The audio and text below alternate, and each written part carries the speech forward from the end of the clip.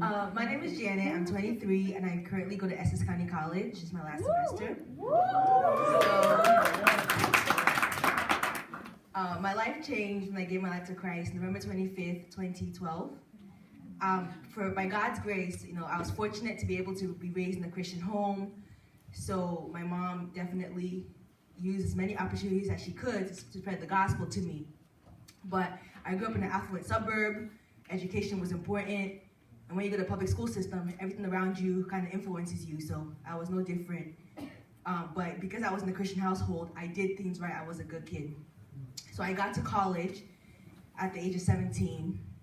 And everything that had maybe been in the dark when I was growing up came out in college. You're independent, you don't have any rules, so that was just my story. I started dating, following the crowd, and eventually I had to leave school. I was at St. John's University, and I had to leave in 2011 for academic reasons and for social reasons. And so I didn't re-enroll that 2012 year. I was supposed to graduate 2012. I didn't re-enroll. I was at home, wondering what I should do. I got a job. And my mom invited me to my first singles conference in Queens at my now church, Deeper Life Bible Church in Queens, New York. And it was my first singles conference. And this singles conference talked about relationships God's way.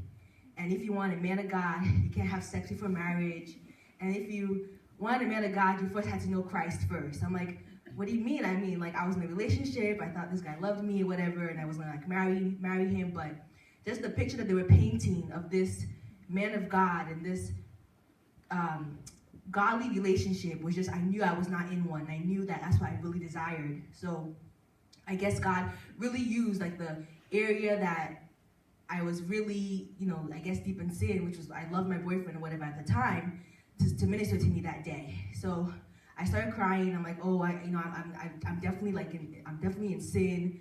I definitely, this guy is gonna take me away. I'm gonna go to hell or whatever, or I'm gonna just have a terrible life. So that night, I kind of committed in my heart that I needed to change my lifestyle. I needed to not date the world's way. So I hadn't been going to church for like a couple months, because every weekend I'll be going to my boyfriend's house in Pennsylvania. So on Sunday, I actually go to church, and my pastor asks me, how's school, how's everything? And I tell him, I'm not even in school right now. I'll talk to you after service. So I talked to him after service. Like, I'm not in school. I dropped out. I didn't go out my last semester.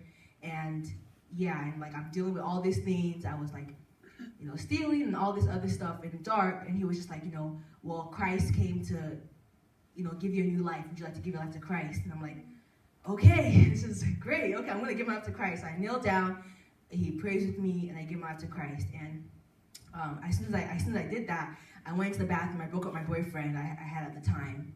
And ever since then, God has been working in my heart. I'm like a completely different person. I've been abstinent for 2 years now.